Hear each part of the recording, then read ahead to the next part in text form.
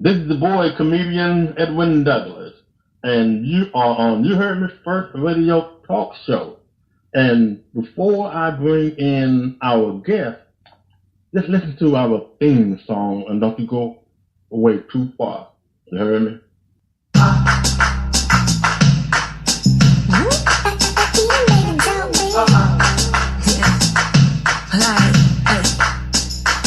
You heard me? You heard me? Okay. You heard me? You heard me? Now I ain't talking just to talk what you heard about me. If it ain't about God, then it ain't about me. See, I was made by the king, there's a king in me. I know the haters only hate what they can't. Now go ahead now with your lies and your plots to block. He holding me up high to sit on top of the rock. Although my enemies surround me, it's fuel to my fire. I'm inspired how they think they can do my empire. Look here, you mad about this and I'm just scratching the surface. I'm tearing through the fabric just to get to my purpose. When you really think about it, it's just you that you hurting. Trying to knock me down and throw my name in the dirt. He said the last will be first and the first will be last. I stand where I stand with my heart in his lane. I am who I am, doing only what I can. Where I'm weak, he is stronger than any mortal man. Like El Shaddai, woo. Yeah, that the one that I'ma wait on. The one that gave me life for my sin, wanted to say no. The one that opened doors that can no man close. He keep me on my toes, so I go wherever he goes. Yeah, now ain't no hiding the righteous, no. And I don't care if you don't like me. So I came to take what's mine, didn't come to make friends, so don't waste my time. You heard me? Yeah. Yo, okay. You heard me? Yeah. Look. You heard me? You heard me? Yeah. You heard me? You heard me? Hey, you heard me? Yeah. Okay. Yeah. You heard me? Yeah. You heard me? Yeah.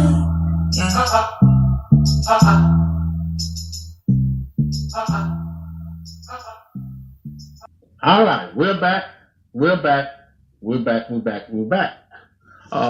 Once again, I am comedian Edwin Douglas along with my co-host, Uncle Ben. How you doing, sir? I'm just ready to get with the show, Uncle Ben. All right. Ladies and gentlemen, not only he's a very special person, but he's very powerful. We're from the same city, Dallas, Texas, Oak Cliff. That's my hood, but it's all good. He also an author. Not just an author, he has written 15 books, have done 6 screenplays, and produced film, quite a few. And today we will talk about his latest release. Please welcome to the show, Victor McGlothin. How you doing, bro? Hey, I'm doing good. Thanks for having me on, Noop. I really appreciate it. Oh, no, we really appreciate you, the hard work you do, and that's why I got you on the show today. And what we're going to do is tell everyone, before you became an author, before you became a filmmaker, tell us a little bit how you got into reading and writing books. Yeah, well, it's an interesting story. About exactly 20 years ago, I just finished a master's program. I was a young banking executive, doing all right for myself, making some money, and, kind of bored to death. Like I said, I just finished my master's program, so for the first time I can remember I had a lot of time on my hands. And but I was never a big reader. So someone said, "Hey man, read this book. You need a hobby before you get yourself in trouble." Because my 1-hour lunches started turning into 3-hour lunches. So I read B.B. Moore Campbell's Brothers and Sisters, and I said, "Hey man, thanks for handing me this book. I'm gonna give it to you back. I liked it, but the ending was kind of whack. I wouldn't have done that had I written it, And I don't remember the guy's name, but he said, "Well, but you're not a writer, so don't be clowning other people who put their hard, sweat and tears into it." And I was, he kind of checked me. I was like, okay, all right. I'm a bank executive. He's a bank teller, but he taught me something that day. He taught me that unless you're ready to put up, you really need to shut up when you're talking about somebody who's really put in time to create something. So, when people say, hey, I saw the Tyler Perry movie, I didn't like it, blah, blah, blah. I said, okay, when's the last time you made a film? So I know, to keep my mouth shut and, kind of watch your words when you talk again, because like Erykah Badu said, we artists, we particular about our issue. Well, I've known the hard work you've always, put in. Is there anything that you can share with anyone who was interested in writing a book? Could you just give us a little detail, some of the things that they may have to begin with if they didn't know how? Right, yeah. Since I've been doing this for 20 years, I've been touring a lot. I've already toured 6 cities on this BACKSLIDER's book tour this spring. So spring and summer. And I run into people all the time since I've always wanted to write a book. Or I've started a book and can't finish. Or, I don't know what to do to actually get started. So I tell them, start with an idea, write it down. Talk about the characters you think are necessary to tell the story, write it down. Name the setting and what the story's about, write it down. Name about 5 or 10 things that happen in the story, write it down. What's the first thing that happens in the story? Write it down. What's the last thing that happens in the story? Write it down. And what they don't understand is they have just made a thumbnail sketch of their novel. They have just written down an outline for their novel. And I could tell, so I'm a writing coach. I get $50 an hour to teach people exactly what I just told you. And I say, hey, man, I don't have a problem. I can send you the outline and you can get started today. But you still have to put in work. And that's one of the things you just talked about. No matter how bright you are, how intelligent, the work has to be done. So for anyone who's interested in starting a book or who has started and can't finish, hey, man, give it that outline. A lot of people try to write by the seat of their pants. And, a month, 2, 3 months, 3 weeks, 3 days, they're stuck and they quit. One thing about an outline is it will not let you quit because you'll always know what you're supposed to write next. Okay. Now, last time I spoken with you, you asked me a very important question, and I'm not there at that time. And the word manuscript, I didn't realize how important and how much work that needs to be in the book for it to be a good book, okay? And I ran into a couple of things where I thought this person knew what they was doing. But keeping people to make these mistakes, explain the word manuscript, how important it is for it to be in the book. Yeah. When you're talking about, from character development, storyline development, subject-verb agreement, so the grammar has to be correct. It is page for page how you want the book to end up when someone, pulls it off of a bookshelf, Barnes & Noble or whatever, and pays, 10, 15, or $20 or whatever for it. When you're working on the manuscript, it has to be, it's right after the blueprint. So you take a blueprint, you do the character sketch, character development, story development, and you start writing the story from the first page to the last page. And everything in there has to jive. It has to be correct, has to be coherent and cohesive. So people will tell you, yeah, man, I can write the manuscript for you. I could put the time in and make it right. Well, you want to see what they've done already, and you want to see some of the successes and some of the clients they've had. And you might want to interview the clients and say, hey, how was the working experience? So if you're writing your own book, you just need to be prepared to turn out a product that is professional and that looks good and sounds as good as the ones that are on the bookshelf. If you can't, get you some help, get an editor, get your ghostwriter, but try not to put out something, man, that's not good. So what is the difference between the ebook and the paperback book? Right. Really, the only thing is formatting, because you take what publishing companies do. What they like is they like the manuscript made into an actual paperback book, and then from the document, the PDF that you use as an interior for the paperback book, they take that and then they kind of transform it where it looks good on mobile devices. Wow. So it's wow. the exact same manuscript or interior of the book that they manipulate on the other side. Wow. Now, you have written the latest book. Talk about that. I think it was The Writing Coach. That's the last one you've written? Well, no, Writing Coach came out last year about this time. And Writing Coach is to help people, like you said, who want to write a book, don't know how, or either have started a book and somehow in between got stuck and never finished. So that's the Writing Coach. Backsliders is my latest novel, which came out in May. Backsliders is about a megachurch minister in Dallas who has it all. He's got the money, he's got the car, he's got the looks, and he's single. But one thing that he doesn't do is he doesn't take money from the church.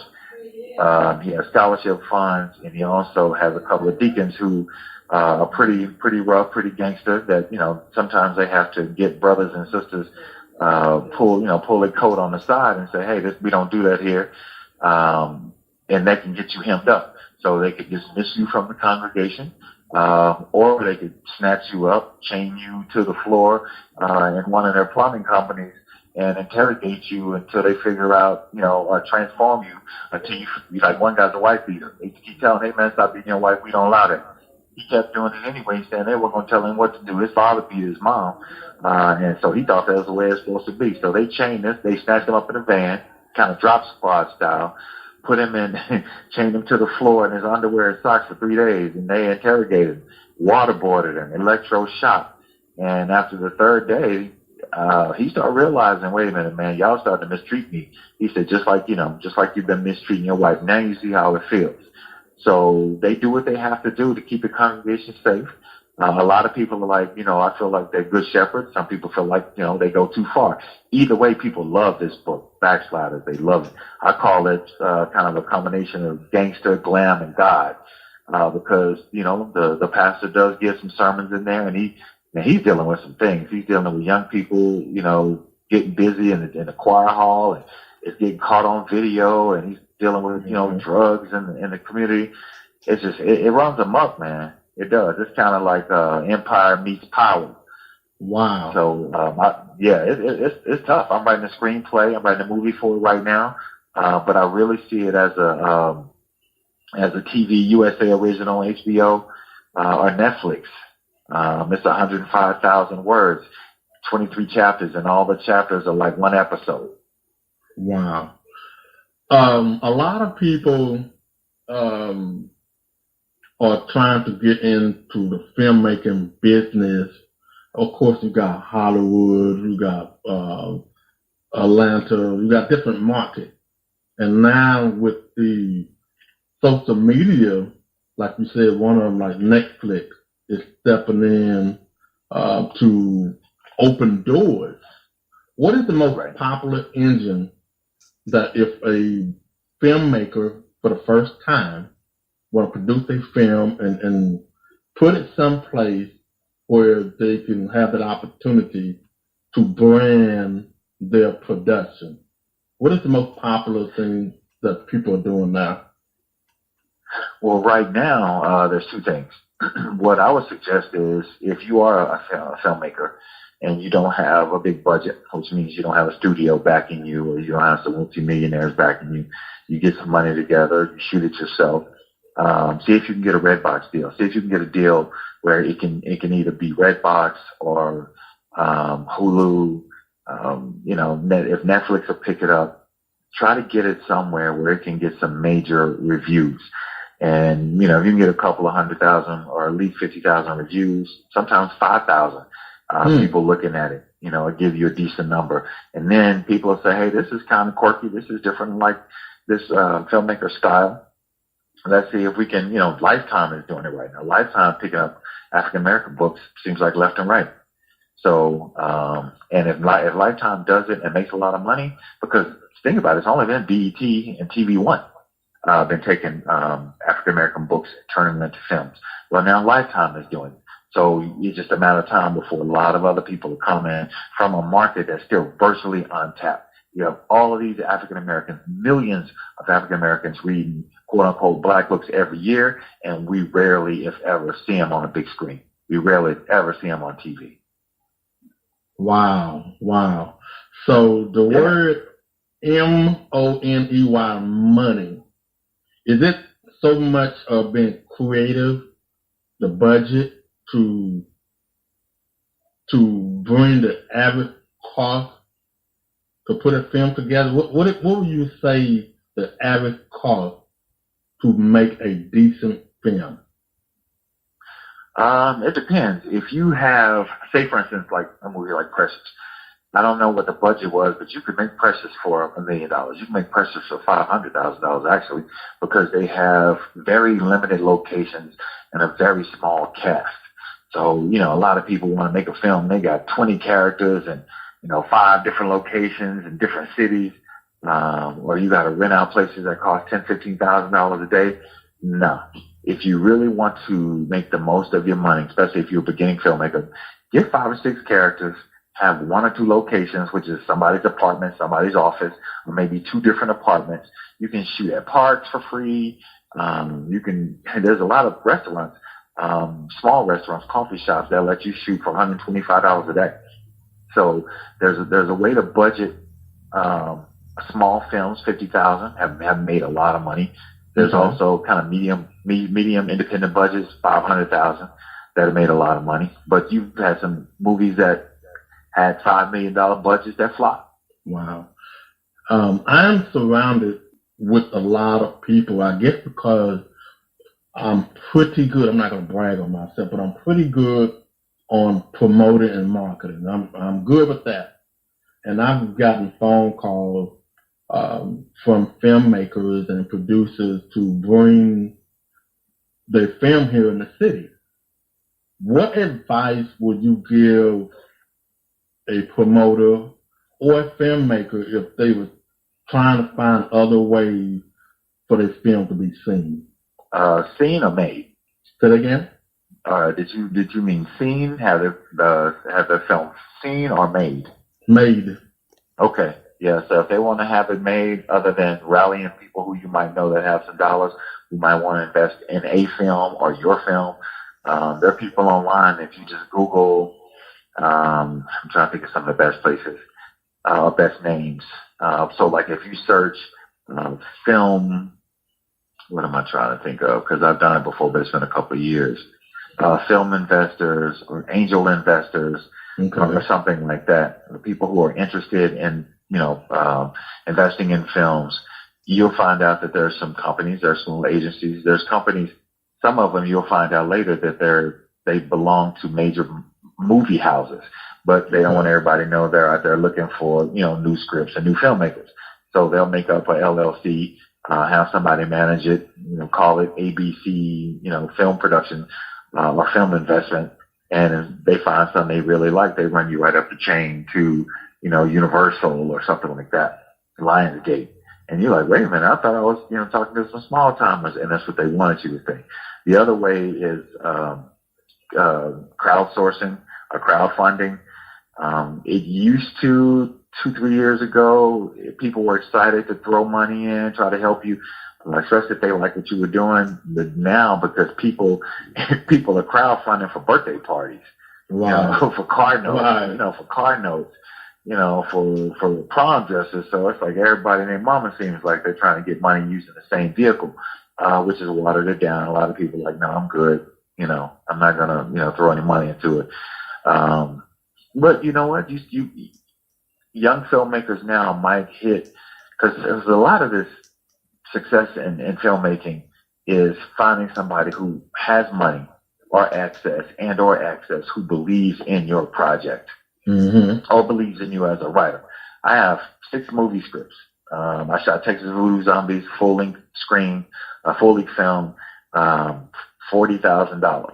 $40,000. Everybody who worked on it got paid. All the actors. It's on Redbox now. It's on Amazon. And it was my first attempt at filmmaking. I liked it. I learned a lot. the only thing that I would do differently if I only had 40,000 and had a big cast and crew like I had, the only thing is I would have got better makeup for zombies. Right. Because that was about, I mean, makeup wasn't bad, but it wasn't consistent. You know, some zombies had kind of, you know, lighter makeup, and then some had a lot of blood. See, that wasn't the complaint that I got. The complaint was like, hey man, you went too deep into the movies before the zombies started. Well, I didn't have the budget to have zombies walking around for an hour and a half. You know, I had a budget for zombies walking around 45 minutes. So that's what I did. So we built the story, introduced the characters, brought a lot of humor, because it was a funny film, brought a lot of humor to it first 45 minutes. And then there was this evolution that some of these people, you know, something happened, they started turning into zombies. It was like, okay, that's the same thing Alvin and Costello did. That's the same thing they do on the rock films, you know. But, you know, the critiques were it was too long before the zombies came in. So, like I said, unless I had more money, I would not make the zombies come in any sooner, because that's a lot of, I mean, just think about it. That's a lot of hair and makeup money. That's a lot of time in the chair. That's a lot of, because we had, 25 people on the crew. And then we had 14, 15 actors, and then we had like 20 extras. And I shot a 90-minute film, quality film, with $40,000. So the only person getting paid was me, the writer, director, producer. Yeah. Now this show here did a little bit different from what I was before. I bring a lot of my guests on this show, bringing real people that tell real stories to entertain their soul and spirit. What are some of the trials and tribulations that you have gone through since you have became a author and a filmmaker? Well, to be honest, man, what a lot of people don't understand, Edwin, is to be a creative, whether it's being a musician, being an artist, being a writer, being a painter, sculptor, whatever, you spend an awful lot of time alone. It's a very solitary profession, or solitary discipline. I missed, when I'm writing, like I wrote BACKSLIDERs, I wrote all my books actually, all the last 13 books in less than 30 days, less than 90 days. So that means every day if I'm working, when I get off, I'm writing 4, 5, 6 hours. That's it every day. And if I'm not working on a project for a living, you know, and I'm only writing a book or a film, then I just plow into it. I wake up, work out, write 6, 7, 8 hours a day, go to sleep, do it the next day. So my writing schedule is always heavy. Because I do an outline, I never have writer's block. So every day I wake up looking forward to writing the next block of 3, 4, 5, 6, 7 hours. If I didn't have an outline, you know, I'd write 2 hours, 3 hours, maybe 1 hour, and get stuck and spend the rest of the day wondering or wishing, you know, that I didn't have writer's block. So when you are spending so much time alone, you one of the drawbacks of pitfalls is you kind of have to squeeze yourself into a new life, which is a new normal while you're working on the book. And you have to, I got to explain to my sister, mom, wife, kids, now I'm working on this novel, you know, I'm working on a screenplay.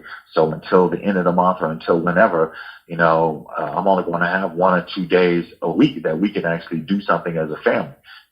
Or you don't get me when I'm dead exhausted. I'm just sitting there auto nodding at the dinner table, which, you know, is the life. So I've been doing it 20 years. My wife understands. She still doesn't like it. My kids have grown up around us, so that's all they know. They know Daddy is there every single day. But some days they're not going to get my attention, but maybe 10 or 15 minutes a day. You know, some days we can sit and talk for 3, 4 hours. Some days they see me and they say, oh, you auto nodding again. That means you're not really listening. You just kind of hear. And I'm like, yeah, tell me what happened today. And I'm sitting there and they know my mind is somewhere else. My mind's on the last thing I just wrote or what I'm writing next. So one of the tragedies or the trials of doing this, and especially if you're successful at it, you're going to spend a lot of time away from people who love you and away from people you love, even if you're in the same house. That's it. I have this game that I play with all my guests, and the name of this game is Don't Think About It, Just Say It. And I'm just going to ask you just 3 simple questions, and one of them is probably going to make you laugh. Okay? Name of this game is Don't Think about it. Just say it. Okay. Carter High School or Kimball High School? Kimball High School. Tyler Perry or Wesley Snipes? Tyler Perry. Okay.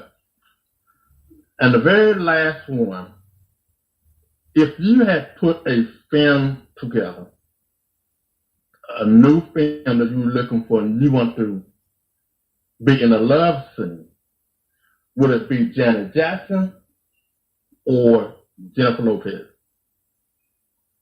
Oh man, Jennifer Lopez. Jennifer Lopez. I would say both, but this ain't that kind of joke. So Jennifer Lopez. Oh, that's all right, man. That's all right. That's all right. Before we let you go, first of all, I want to say I'm proud of you, and you have shown great example how hard you've been working, and it pays off, and the evidence is right there. And you do have a lot of people that support you in almost everything that you do, especially here in Dallas, Texas, Dallas-Fort Worth area.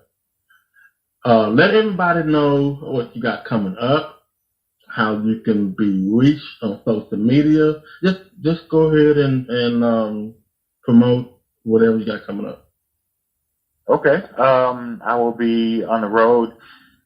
Oh man, too many places to name coming up. So please go to victormcglothin.com and check out my tour schedule on my site. I got all my upcoming dates through October. So through the fall. So VICTORMCGLOTHIN.com. Check me out and get Backsliders. Whether you go to church, whether you don't do church, whether you're mad at church, whether you're a deacon or a pastor of a church, get Backsliders. Because I'd rather you have Backsliders now. Read it and get yourself familiar with the characters. I'm telling you, you're going to see it either on a big screen or on TV. And you don't want to be the only one sitting in the audience talking about who is that dude? Who is that dude? Who is she? People be like, didn't you read the book?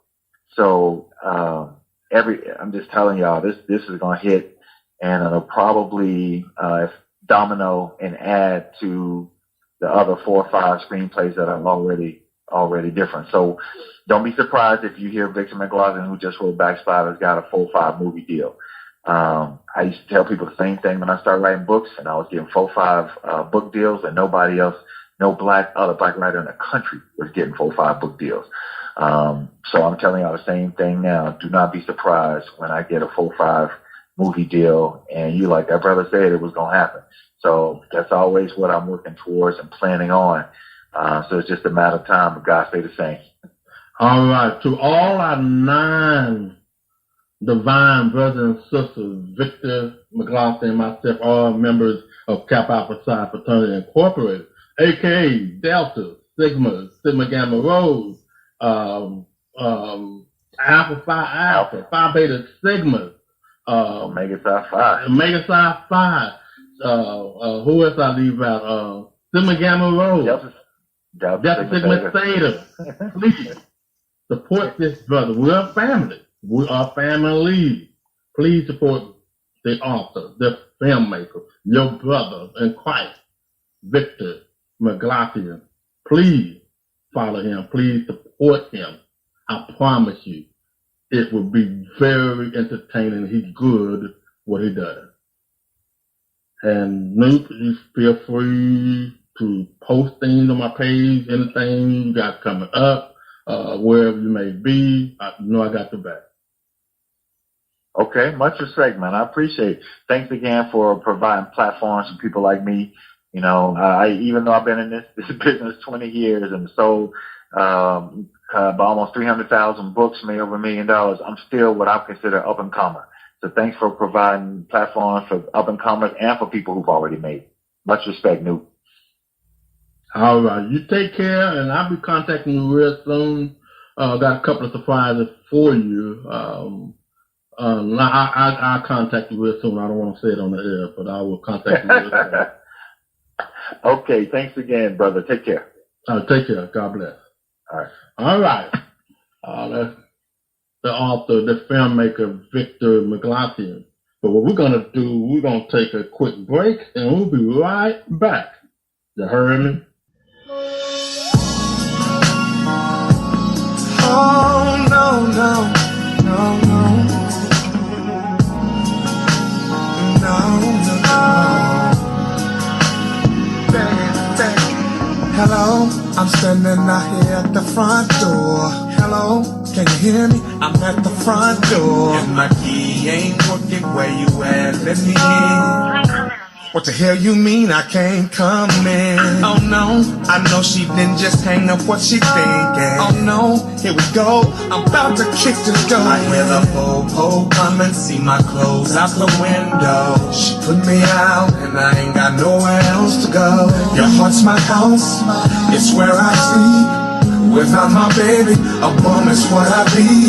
What am I gonna do if you ain't there to come home to? Girl, I'm gonna be out on the streets if I ain't with you. You might see me on the corner of the street, standing with a cup in my hand, holding a sign up saying that I'm homeless. I'm homeless, girl, I'm homeless. And I'm begging, cause me without you, it's like a chain with no juice. It's like a chain with no juice. It's like your man's here begging and homeless. I'm homeless, girl, I'm homeless. And I'm begging, yeah. Damn, it feels like I've been sleeping on a box. And damn, it seems like I be close to pushing carts. And I don't wanna work cause I can spend it on you. And I'm talking to myself cause I ain't talking to you. Damn, damn, damn, damn, damn. I'm missing how you was my hot chocolate. Girl, damn, I'm really missing how you used to drop it. My food all tastes like it came straight out the garbage. And the girls I'm meeting,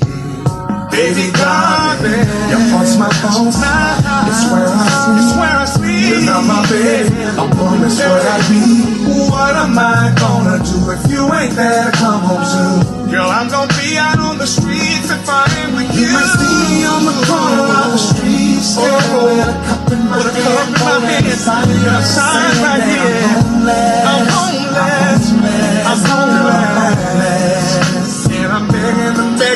Cause me without you, it's like a chain with no juice. It's like a chain with no juice. It's like a man's here begging and homeless. And I'm begging, homeless, girl, I'm homeless. And I'm begging, girl, I'm nothing, I'm struggling, got nothing but my name. I ain't asking for too much, I just need a little change in my life. I ain't right, and I never should have done you wrong.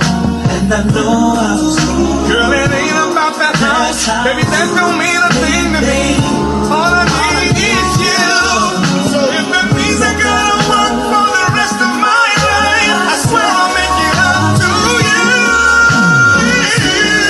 On the streets, with a coat right here in my hand, I'm homeless, I'm homeless, yes, I'm begging you. Without you, it's like a chain with no juice. It's like a chain with no juice. It's like a man's here begging you. Homeless, homeless, girl, I'm homeless. I'll do anything, girl, I'm begging you, anything.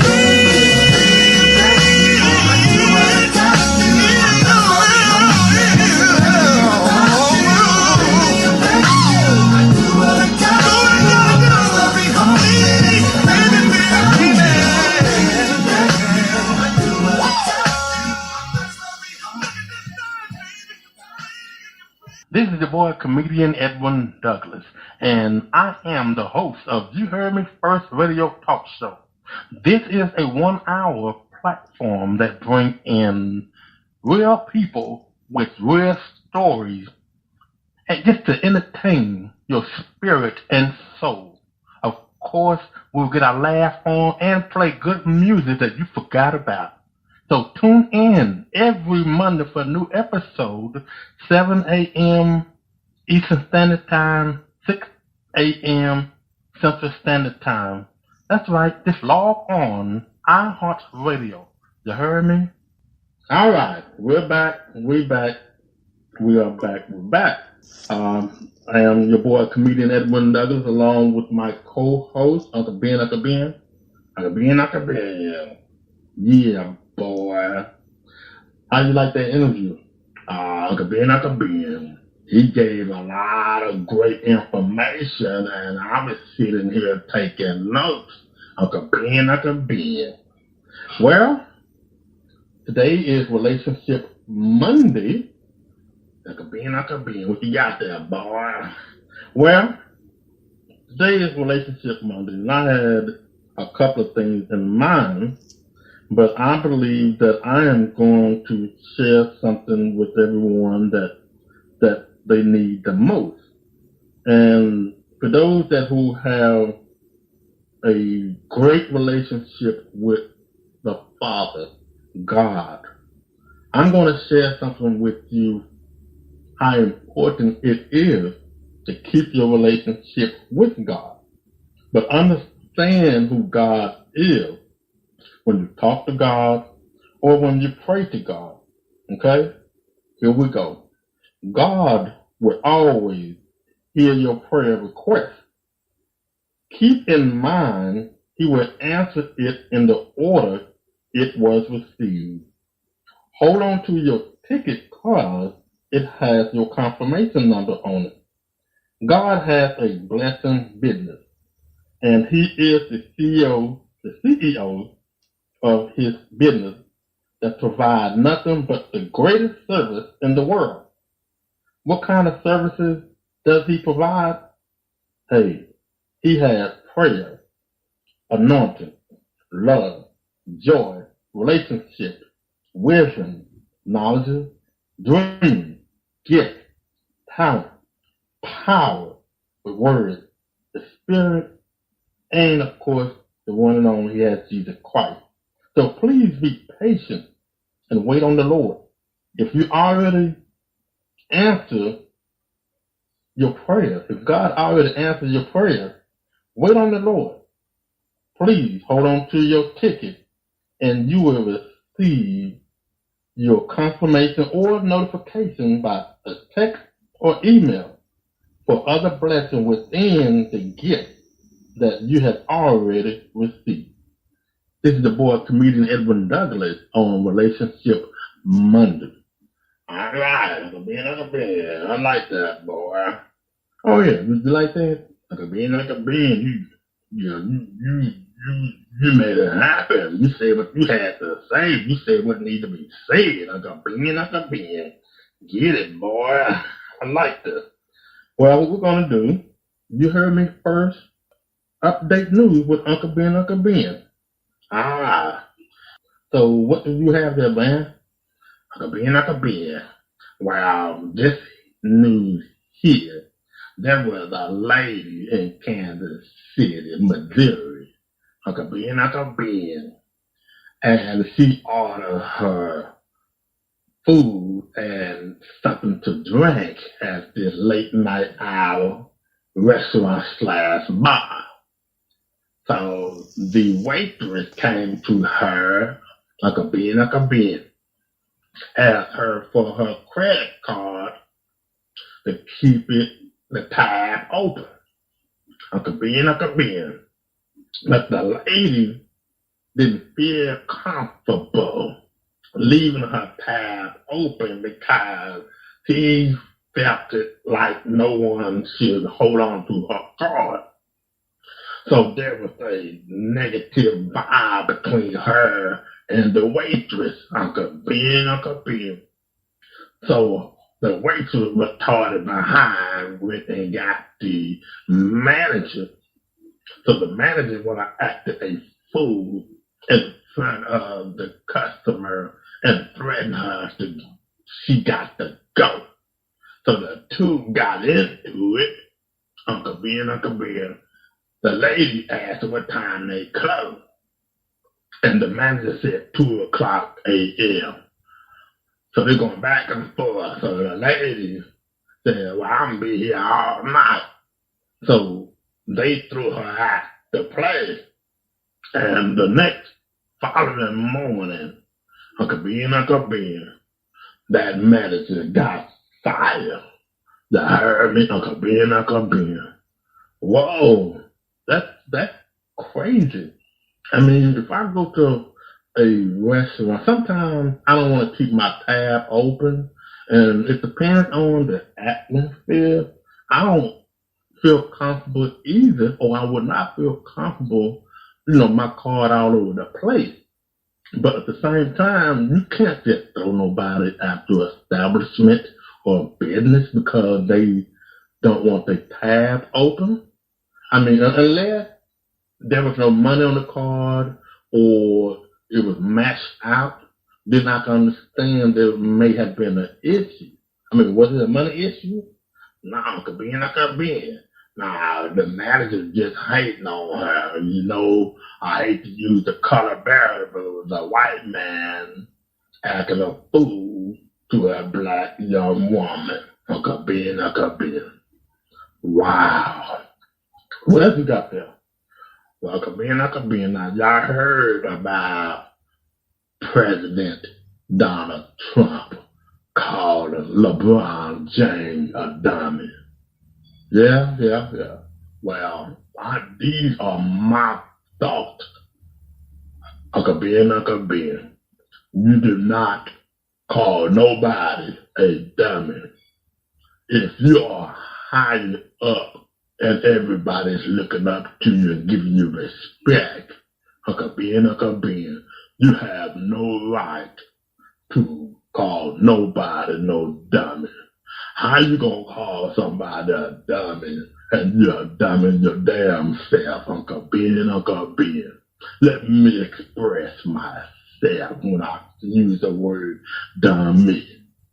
Now, you all on Twitter tweeting and you're the president of the United States of America, acting crazy, talking down at black NFL professional players, NBA professional players, like you don't like them. That's what I call a dummy.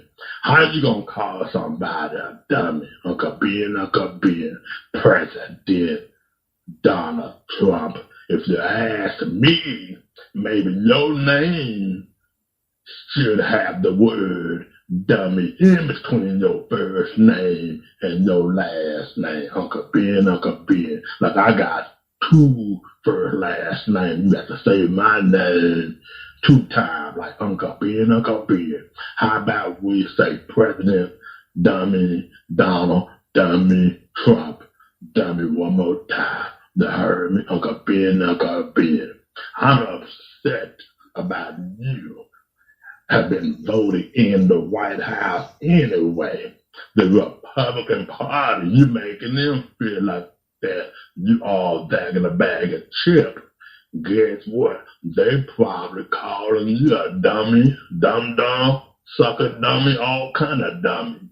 But get it right, dummy, President, dummy, Donald, dummy, Trump, dummy.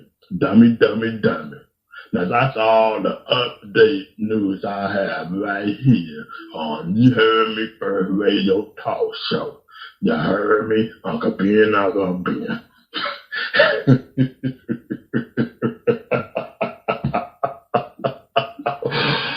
Okay. You calling that man a dummy. You put dummy all in front of his first name, in between his first, last, and after his last name. Wow, dummy. Well, we also have other update news. Beautiful Nurses Magazine. We are going to be keeping updates on what's going on in the entertainment business, health issues. We'll call them corners in the Beautiful Nurses Magazine. And with that being said, we're going to keep you posted also on the Kevin and Nikki show. They're doing great things out there in Philadelphia, and I think it's wonderful that we support one another. And I have a surprise for you guys, but I'm not going to spill the beans yet. But before we go to the next segment, we're going to take a commercial break right here. Now, if you guys go away too far. Uncle Ben. I'm the co-host of You Heard Me First Radio Talk Show. And tune in every Monday, 6 a.m. Central Standard Time and 7 a.m. Eastern Standard Time. Tune in to hear my boy as the host of You Heard Me First Radio Talk Show. And his name is comedian-edwin-douglas. And what you hearing is Uncle Ben, Uncle Ben. Kiss me if you can. You heard me? All right, we're back. We're back. You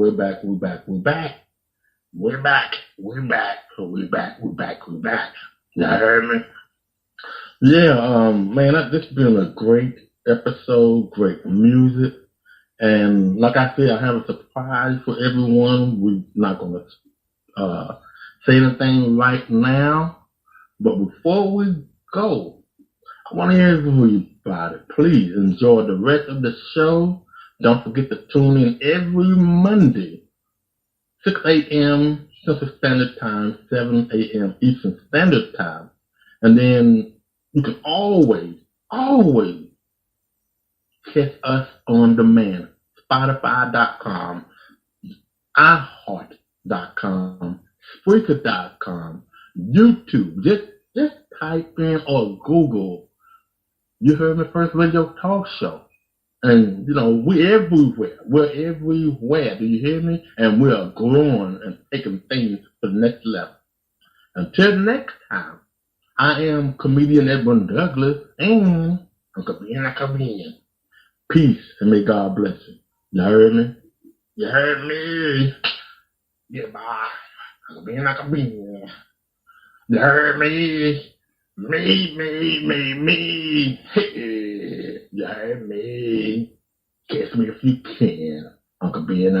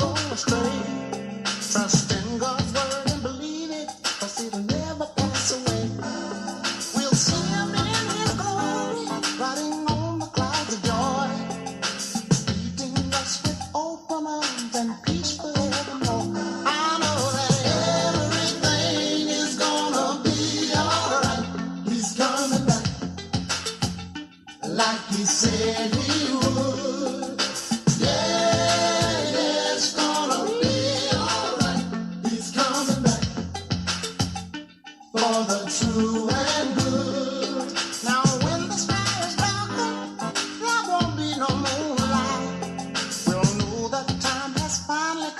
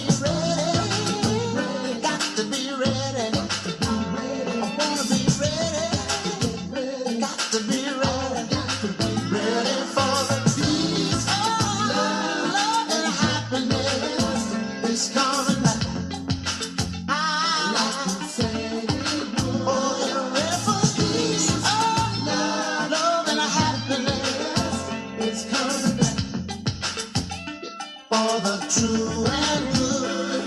We know he's the beginning, and we know he is in. There's no one but better. You really need a friend. So don't you ever worry, 'cause he gave the guarantee that he'll return to take us home and fulfill the prophecy.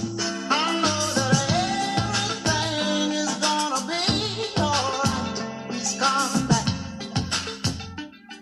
He said he would. Get ready for peace, love, and happiness. I know he's coming back, just like he said he would. Love and happiness. Yeah. Something that can make you do wrong, make you do right. Yeah. Love.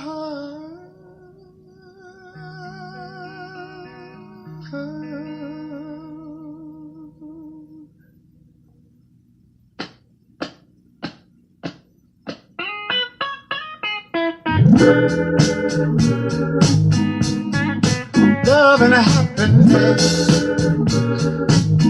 But wait a minute, something's going wrong.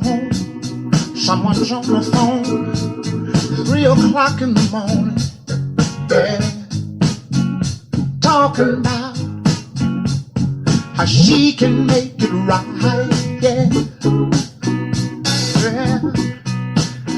Happiness is when you really feel good about somebody. There's nothing wrong being in love with someone, yeah. Oh baby, love and happiness, love and happiness. Oh.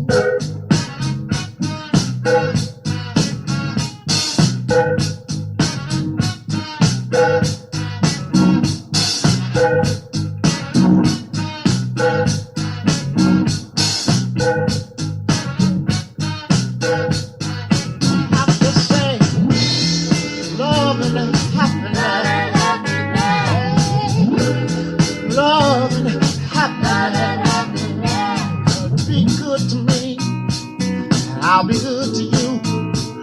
We'll be together. Yeah. See each other. Walk away with victory. Yeah. Yeah. Oh, baby. Love and happiness. Oh, yeah. Love and happiness.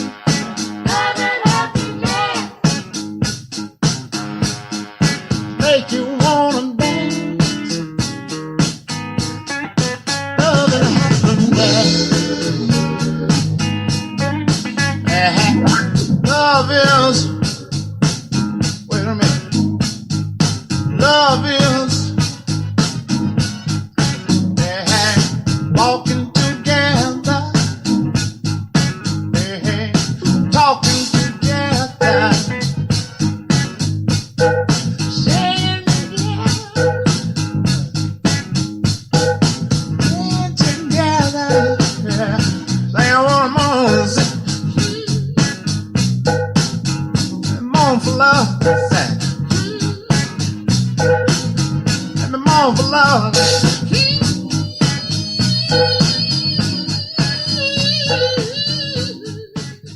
I'm on for love.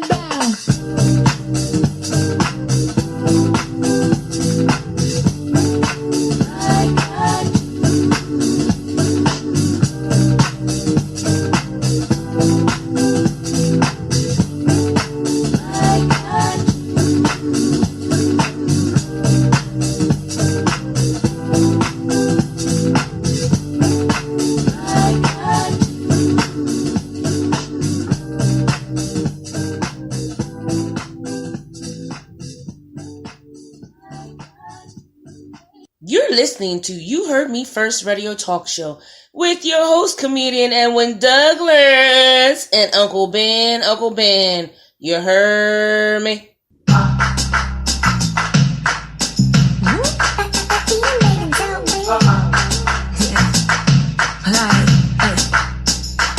You heard me?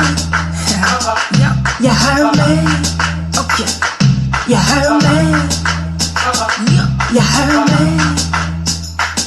Now I ain't talking just to talk what you heard about me. If it ain't about God, then it ain't about me. See, I was made by the king, there's a king in me. I know the haters only hate what they can't. Now go ahead now with your lies and your plots to block. He holding me up high to sit on top of the rock. Although my enemies surround me, it's due to my fight. I'm inspired how they think they can undo my pie. Look here, you mad about this and I'm just scratching the surface. I'm tearing through the fabric just to get to my purpose. When you really think about it, it's just you that you hurting. Trying to knock me down and throw my name in the dirt. He said the last will be first and the first will be last. I stand where I stand with my heart in his hand. I am who I am, doing only what I can. Where I'm weak, he is stronger than any mortal man. Like El Shaddai, woo. Yeah, that the one that I'ma wait on. The one that gave me life when my sin wanted to say no. The one that opened doors that can't no man close. He keep me on my toes, so I go wherever he goes.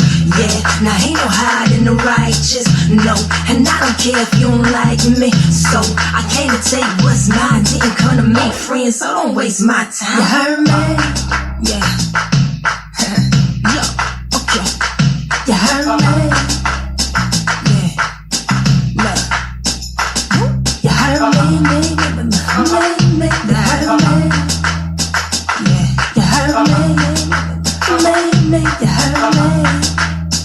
Hey, you heard me? Yeah. Okay. Yeah. You heard me?